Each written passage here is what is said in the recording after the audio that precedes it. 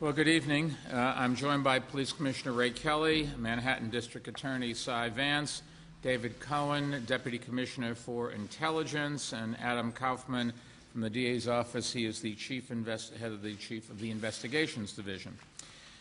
Yesterday afternoon, New York City police officers arrested a 27-year-old al-Qaeda sympathizer who was plotting to bomb police patrol cars and also postal facilities, as well as targeted members of our armed forces returning from abroad.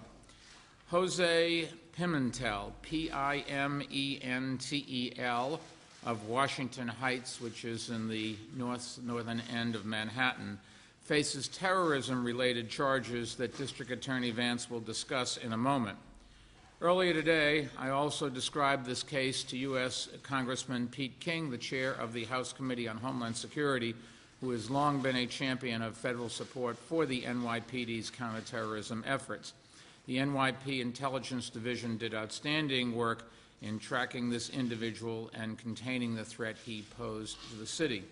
The police also constructed a duplicate of an explosive device that the suspect built and then designated in a way that he intended to use his weapon. And we wanted to show you a video about the resulting damage.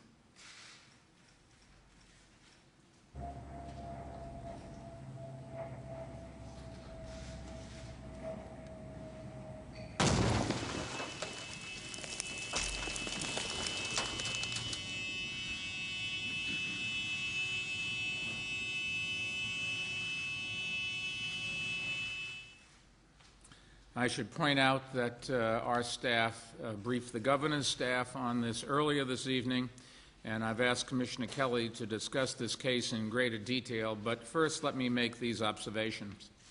The suspect was a so-called lone wolf, motivated by his own resentment of the presence of American troops in Iraq and Afghanistan, as well as inspired by al-Qaeda propaganda. He was not part of a larger conspiracy emanating from abroad. He represents exactly the kind of threat FBI Director Robert Mueller and his experts have warned about as American military and intelligence agencies have eroded al-Qaeda's ability to launch large-scale attacks. This case is also reminiscent of another lone wolf plot in 2004, in which two New Yorkers, angry over the treatment of prisoners in Iraq, plotted to bomb the Herald Square subway station. Like the current case, the Herald Square plot was uncovered by the NYPD Intelligence Division. And as with another case earlier this year in which a lone wolf plotted to attack a large synagogue, the NYPD teamed up with the Manhattan District Attorney's Office to prosecute Pimentel under state terrorism-related statutes. Whether launched by lone wolves, al-Qaeda, or al-Qaeda affiliates, there have been at least 13 previous terror attacks since 9/11 targeting New York City. This would be the 14th. Because of such repeated threats, the NYPD remains focused on preventing another terrorist attack. We assign 1,000 police officers to counter-terrorism duties every single day, and this is just another case where our precautions paid off. Now let me ask Commissioner Kelly to provide details. Ray? Thank you, Mr. Mayor. Over 2 years ago, the New York City Police Department became aware of a follower of the radical cleric Anwar el-Awlaki. The follower, then residing in Schenectady, New York, was talking about traveling to Yemen for training before returning to New York to become a martyr in the name of jihad. That was Jose Pimentel, an unemployed native of the Dominican Republic and convert to Islam who lived most of his life in Manhattan.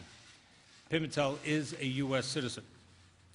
Before returning to Washington Heights last year, he lived in Schenectady for about 5 years, where he made even some of his like-minded friends nervous by his extremism. He talked about changing his name to Osama Hussein to celebrate his heroes Osama bin Laden and Saddam Hussein. Pimentel talked about killing U.S. servicemen returning from Iraq and Afghanistan, particularly U.S. Army and Marine Corps personnel. He talked about bombing post offices in around Washington Heights and police cars in New York City, as well as a police station in Bayonne, New Jersey. As in other terrorist cases, Pimentel's behavior morphed from simply talking about such acts to action, namely bomb building.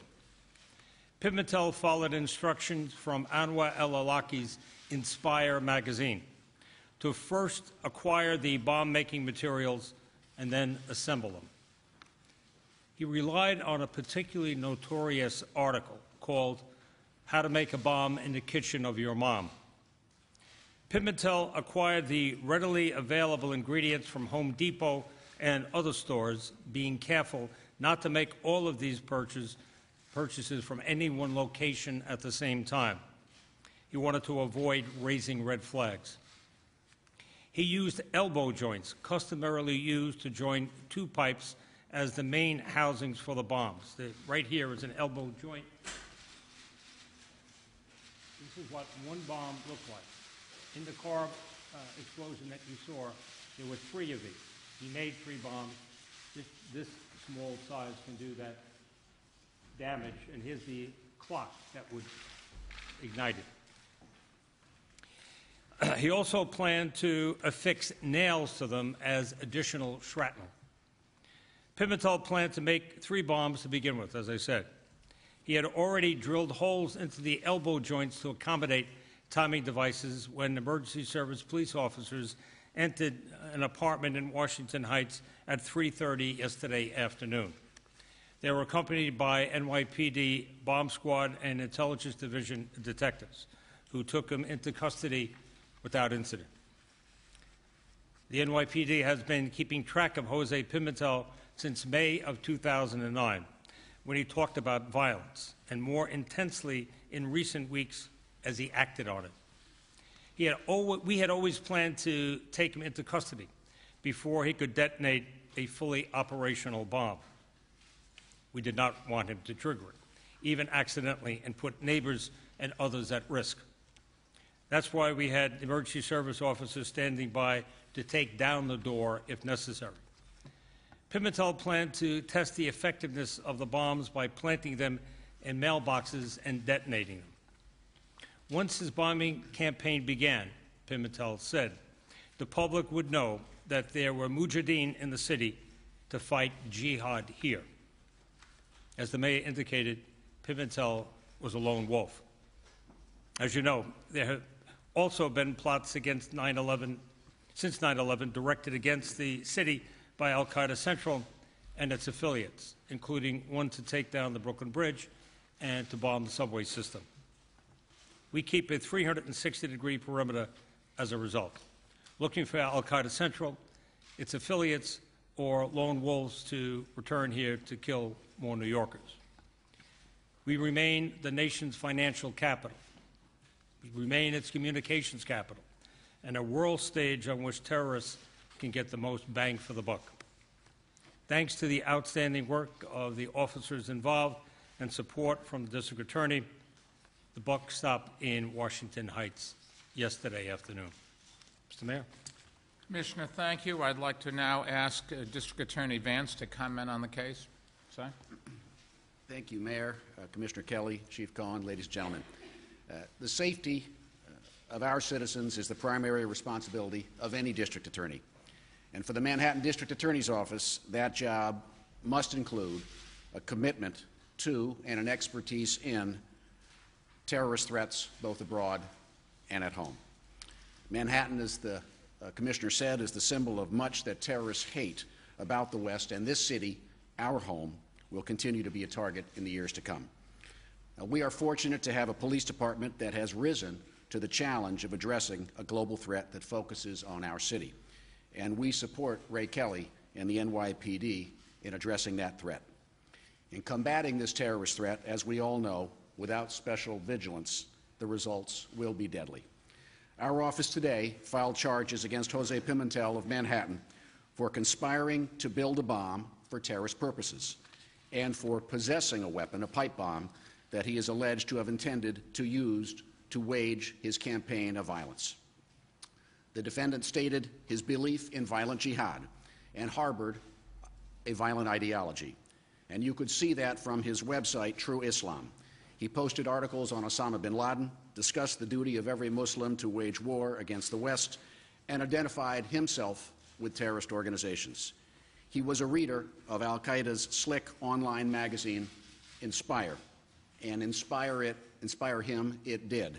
The bomb Pimentel is charged with building came straight from the pages of Inspire magazine, and his stated desire to attack our servicemen and women as they return from Iraq and Afghanistan could have come from an al-Qaeda playbook. Homegrown extremists are one of the faces of terrorism that we are now facing, and foreign terrorist organizations attempt to recruit our own citizens to take up armed jihad against their own neighbors.